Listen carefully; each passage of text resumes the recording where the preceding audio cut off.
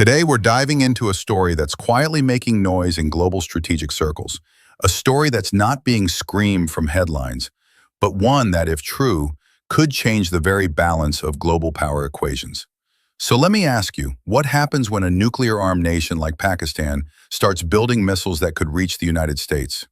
Recently, a prominent US-based geopolitical journal published an article raising eyebrows across the defense community. In it, there's a mention, buried within a broader discussion on the future of nuclear warfare, that Pakistan may be developing intercontinental ballistic missiles, or ICBMs, missiles that could theoretically reach the US mainland. Now let's pause. This isn't a claim from an Indian source. This is from Foreign Affairs, a famous American publication focused on global strategy and diplomacy. So naturally it raises questions, not accusations, but questions. Traditionally, Pakistan's nuclear doctrine has been focused on regional deterrence, specifically toward India. But these reports suggest that Pakistan may be expanding its vision. The question is, why now? Is this about matching India's Agni-V missile, which has a reported range of up to 8,000 kilometers, though officially stated as 5,000? Or is it about something else, like deterring future pressure from the West? Some observers speculate that after recent US operations in Iran, countries like Pakistan may be thinking about insurance policies, a way to ensure no one attempts regime change or military strikes on their soil. Is this paranoia, or is it strategy? According to the article, US intelligence has started taking this development seriously. And if Pakistan were to develop a missile capable of striking the continental US beyond Alaska or Hawaii, it could shift how Washington views Islamabad. Because here's the thing, the US has a clear, unofficial threshold. Any country capable of striking its mainland with nuclear weapons is instantly viewed through a different lens. Not necessarily as an enemy, but certainly not as a casual partner either. So does that mean Pakistan risks being labeled a nuclear adversary in future US strategy documents? Too early to say, but this conversation has definitely started. There's another layer here.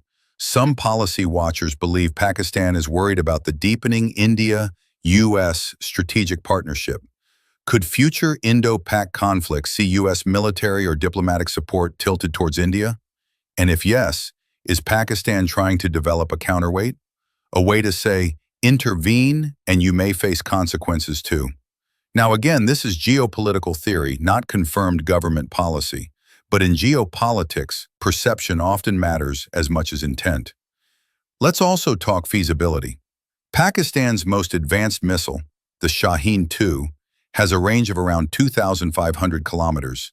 To hit the US, you need more than 12,000 kilometers of range, what the US Minuteman III and Russia's Topol missiles are capable of. As of now, there's no confirmed evidence that Pakistan is anywhere near that capability. But then again, North Korea surprised the world too, didn't it?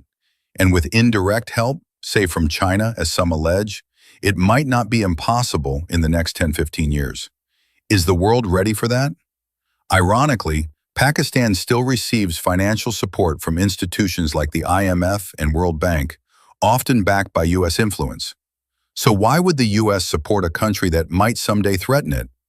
Well, as history shows, short-term geopolitics and long-term risks often coexist. During the 1980s, US supported Afghan resistance fighters, known as the Mujahideen, against the Soviet Union. Decades later, Taliban emerged from that same group and became the US's enemy. Are we watching a similar story unfold? For India, this development, if true, adds another layer to an already complex region. India has been restrained, responsible, and focused on economic growth and defense parity. But it now finds itself sandwiched between two nuclear neighbors, both expanding their missile programs, both with changing global ambitions. India must stay alert, not paranoid, not aggressive, but alert. Because in today's world, power doesn't just come from missiles. It comes from data, diplomacy, and discipline. And that's where India continues to lead. If these reports are even partially accurate, what happens to global stability? What's the US's long-term play here? And where does India stand as a partner, a regional stabilizer, and a global voice of balance? Let us know your thoughts in the comments. And remember, in geopolitics, what you don't hear loudly is often what you should listen to most carefully. Stay sharp, stay informed,